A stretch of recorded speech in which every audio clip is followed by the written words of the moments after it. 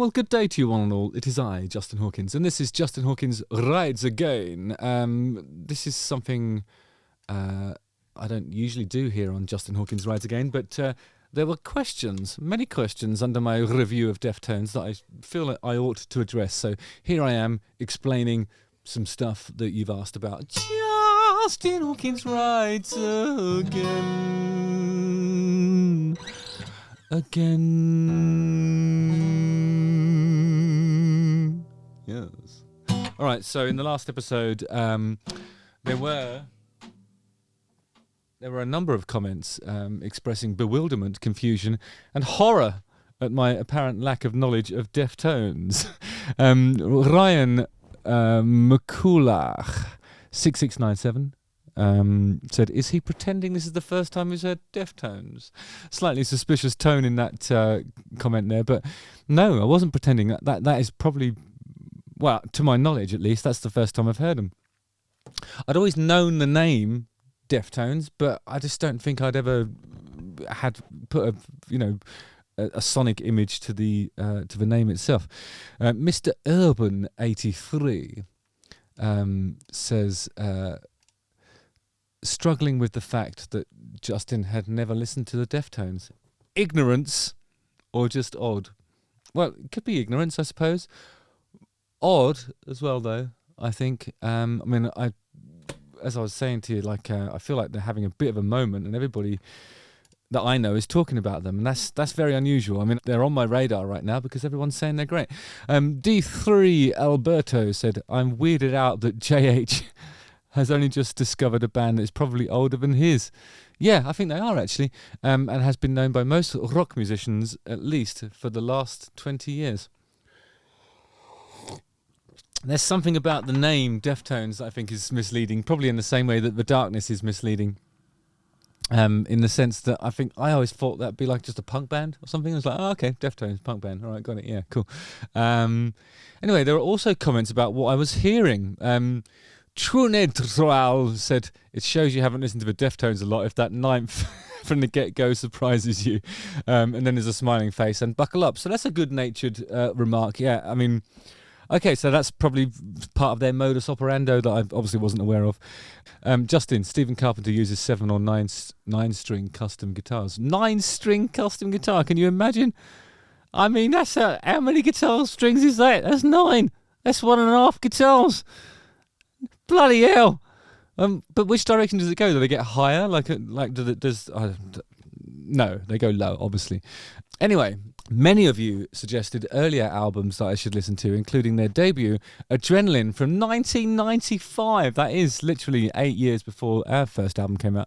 And 2000's White Pony, 2000. That's 3 years before our first album came out. I will listen to those, but please educate me if you think there's one that's imperative of, not just of those two, but, throughout their catalogue since then, because I'm into it. I mean, I thought it was great. I mean, I think nobody can, assert that I wasn't really enjoying myself. I thought it was great. It was great. And there were a lot of singles recommendations, such as My Own Summer from 1997's Around the Fur, Digital Bath and Change, both from White Pony.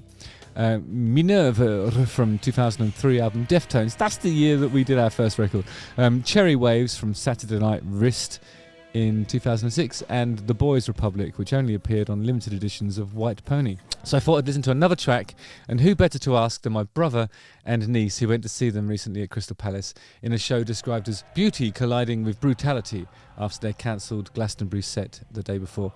They said, listen to the opener for that show, Be Quiet and Drive Far Away, from Deftones' 1997 album Around the Fur. So you can blame them. All right, let's watch it. Again.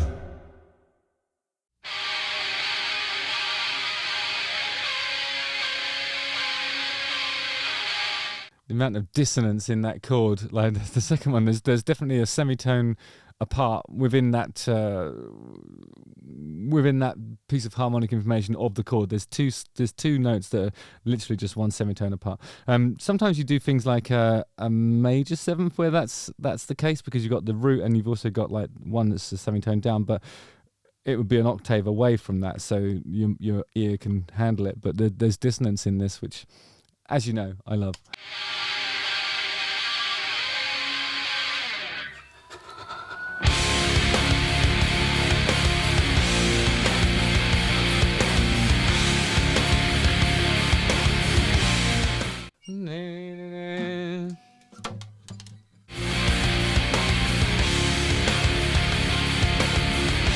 I don't think it's a ninth on this occasion. I think it's that one where you take away the, I've forgotten how you say it now. Someone will tell me it's either a sus or an org.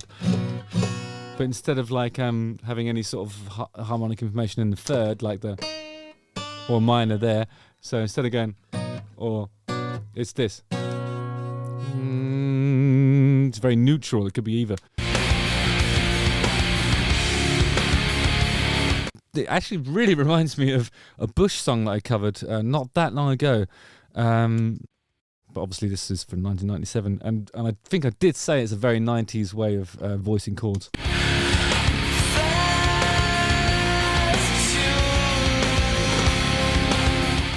That's a very serious beard. I mean, a really serious beard. I don't know many folk that would choose the goatee without the moustache. It gives it a kind of Amish quality, but it's still sort of very focused in that centre part there. So crucially, it is a goatee, but sans moustache. Original, unique. I've seen people develop this and take the goatee away, just leave the soul patch. But usually that's people who've also got no hair on the top of their head. Just a little triangle of, I don't know how you describe it really. Fury. That's it.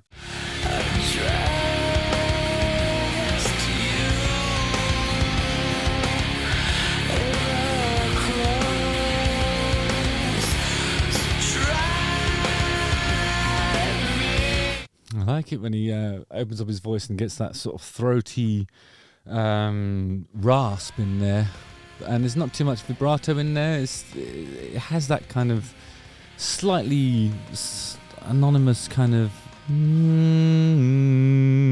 soundscapery in there, and then when he roars, it's like, okay, this guy's a rock singer. Got it.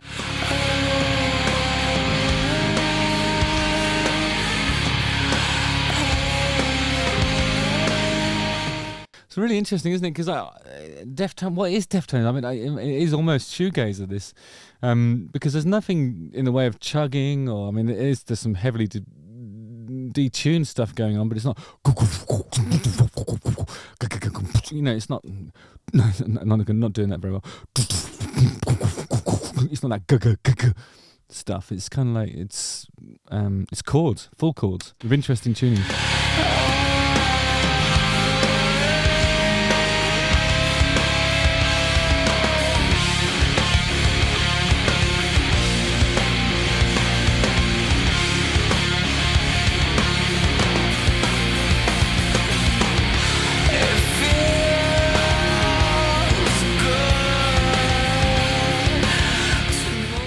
I can see why this is up my brother's Straza. He was really into things like Swerve Driver and Ride and stuff like that. I can hear it. I can see it. I can see it and hear it.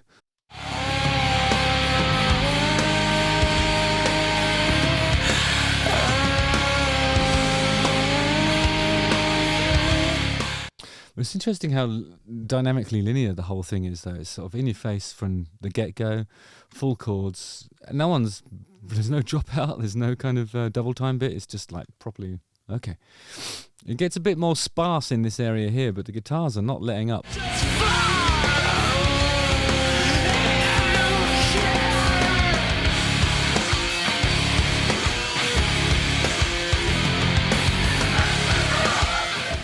Down, kicking, but instead of the chugging thing, it's harmonics probably around the second fret or somewhere around there. You know, where it does that nice sort of, it adds a high pitched kind of overtone to the strike of the string. It's, I don't know. It's this is kind of really accessible as a guitarist. You know, it's nothing sort of in there where you think, I'm not even going to try and play that, you know. And I love songs that do that. I think I've talked about that before. So anything that sort of inspires you to pick up your guitar and try and do it.